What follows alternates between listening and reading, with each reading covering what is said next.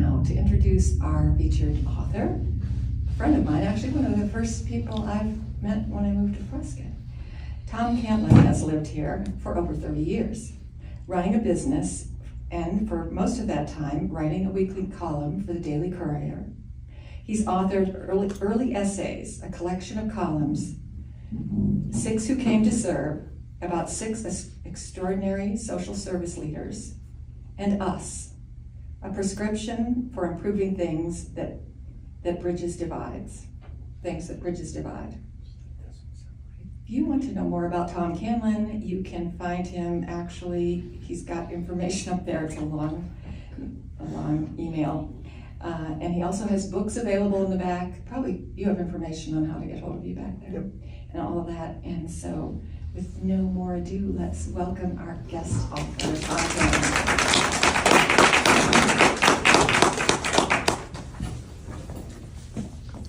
Thank you. Yeah, I did write columns for the Courier for most of 20 years, and a lot of what's in this book is kind of a distillation of some of that. The book is us. Everything is done by us. We can make it before us. It is a political book, but it's a book that does try to go at it in a way that bridges across divides. And it's mostly not a very prosy book, but there are some prose passages in it, so I've kind of cut and pasted a few excerpts here and there from it that are a little bit more in that vein. And this is how the book starts at the introduction. This book is about 2 things which tie together. One is that we underestimate how important we are, we being all the regular people of the country, that is us, as separate from the powerful interests. Powerful interest doesn't necessarily just mean anyone who's rich. Being rich is great. What sets powerful interests apart is when they warp the nation in ways that are mostly for their own benefit, especially in ways that leave us getting less than we should, given that we do all the work. We do all the work that creates all the wealth that makes us corporations wealthy. In fact, we do all the running of things inside those corporations that make them run. This is not a suggestion of overthrowing anyone or getting rid of anyone. It's just that we've been conned into being blind, into not seeing how that everything that happens by us doing it. Conned into thinking we need those powerful interests when in fact, they need us. We are entranced, almost hypnotized by high-tech companies that make very clever products like computers and smartphones and satellites. These companies seem almost magical, and we seem dependent on them to work that magic. But in fact, every little innovative step along the way came from one of us. All of that innovation comes from us. The country is of us and by us. The only thing it hasn't been is for us. It is instead too much for the benefit of powerful interests. Even that isn't because we've been overpowered, but because we've allowed it to happen. It's a choice we've been conned and lured into. That's the first thing. The second thing is that there is a political approach that can make much greater improvement, an approach that creates greater improvement for all of us and which avoids most of the partisan differences that divide us. It's a way forward that bridges that gap and therefore could harness the enormous combined power of us to make bigger change.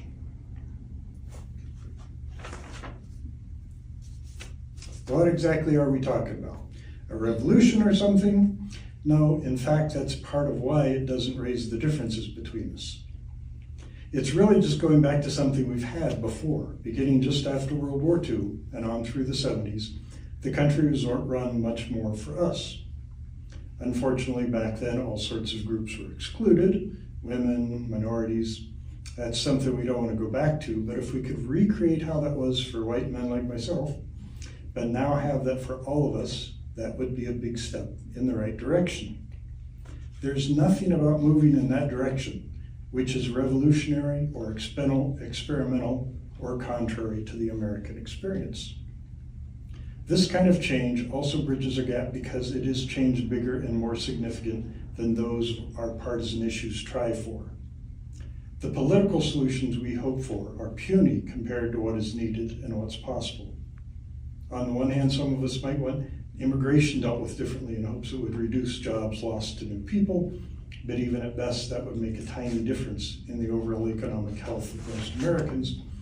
On the other hand, some of us might hope for some new social programs to ease problems, like some government help with childcare for working people. But they're not enough. If powerful interests have cut down the pay of jobs, the stability of jobs, the consistency of hours, to where it's almost impossible to work typical jobs and have kids, a little bit of help with childcare isn't going to be enough to make the difference. It is stable work on fixed hours with all the pay that your work is really worth that would get you much more than what a little help on childcare can do. Such social programs are always in reaction to something bigger. The overall system isn't treating people well, so we hope some social program will make things a little bit better. Such programs are always just a bandage on top of a gaping wound. We need much bigger change than what the social programs can do for us. Maybe we need different immigration policy. This book doesn't take any position. Maybe some of these social programs will be needed. Again, no position. But we can sort out those details between us. What we will have to focus on, if we want more substantial change, is this shift in power. And that's something that we can all participate in for the sake of all of us. That's the introduction. Then I go into about a third of the book that is the overall title is From Our Hands, that tries to dispel this myth that we've built up in our minds because we have such magical products as cell phones and satellites and things like that, and trace back where they came from. Because if you trace back every tiny, fine little machine part, it had to come from some other machine made before it that was a bit cruder, but could make a more refined part. And you trace backward and backward and backward, and you find you get all the way back to everything that's made, eventually traces back to somebody's hands. The very first pistons for steam engines either were carved out of metal or carved out of wood for a mold. The very first computer chips were drawn by hand, then photographically reduced, and that etched on top of silicon. That's where they started from. So ultimately, everything comes back to us, and the same thing can be applied to large corporations. They all started out small, then we, doing all the important internal jobs, did them very competently, and the company grows. So it's not magic, it's us. Then I go into a section that's more specific about various issues. And because I'm kind of treading different ground, sometimes it may be hard to figure out where the heck this is all going. So at one point in the book, I kind of step back and try to look at the bigger picture and give this. The proper solution doesn't feel like it fits into any of the common pigeonholes. It doesn't fit because it's large enough to do well by all of us. If you've been focused on just helping people like yourself, the time to broaden your thinking is now, because the only solution that will really help you is one big enough to help everyone. This is not about finding middle ground. There is radical change needed, but the radical change proposed isn't anything contrary to American experience. It's a change that's bigger than we have allowed ourselves to think of, but in ways we already know how to do from the past. If that's confusing, that might be good. That might mean your head is letting go of more limited ideas and taking steps towards looking at a bigger picture than we've considered. A bigger picture that will do very well for all of us. Then there's a chapter about how technology will affect jobs. And again, at the end of it, I try to step back and put that in context of the bigger picture. This subject gets to the heart of what needs to change, and that change is in our own minds. Any advance in technology that reduces the effort needed for all of us to live our lives should be joyous news. If it's a kitchen appliance that's going to make kitchen work easier, that seems like a great idea.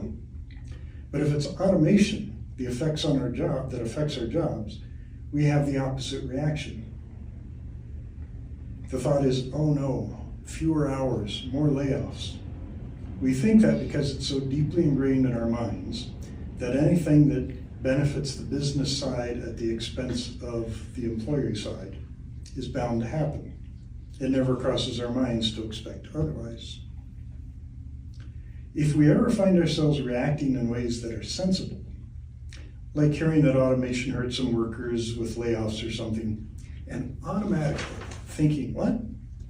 It hurt the workers, not help them?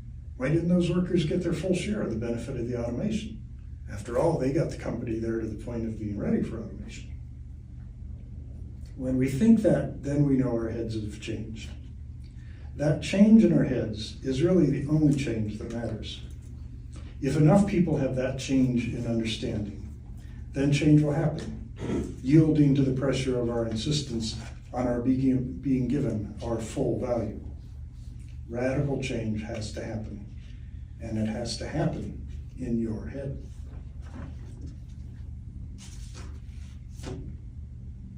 Then I have a chapter on wage theft, which most people don't have much of a handle on the dimensions of that. It's not just something that happens to low wages. It happens right on up in the middle wages, white-collar jobs. Many of the biggest corporations have been fined over and over for shorting wages. It's an enormous amount, just astronomical amount that gets stolen every year, and there's very little enforcement against it. But again, at the end of that chapter, I try to step back and put it in a broader context. The issue of wage theft is also a test of you, the reader. You may be white, middle-income person, or at least financially secure enough that wage theft seems unlikely to affect you and yours. You may imagine it only happens to undocumented workers or workers in very low wage and low status jobs like kitchen help and landscaping and food delivery. Does it seem like something that doesn't affect your world and therefore is not important to you?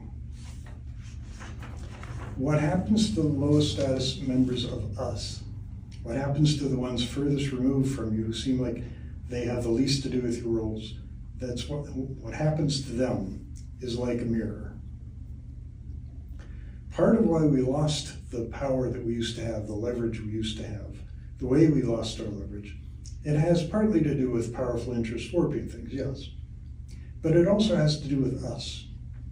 When white people aren't just as concerned about minority people gaining improvements too, when middle-income people aren't just as concerned about the lowest getting a much better and fairer deal, then we are not united. And a united front is the only significant power we have.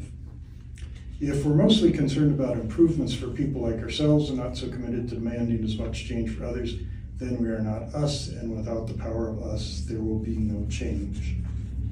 Have a clear image in your mind that us means all of us, or don't bother hoping for change.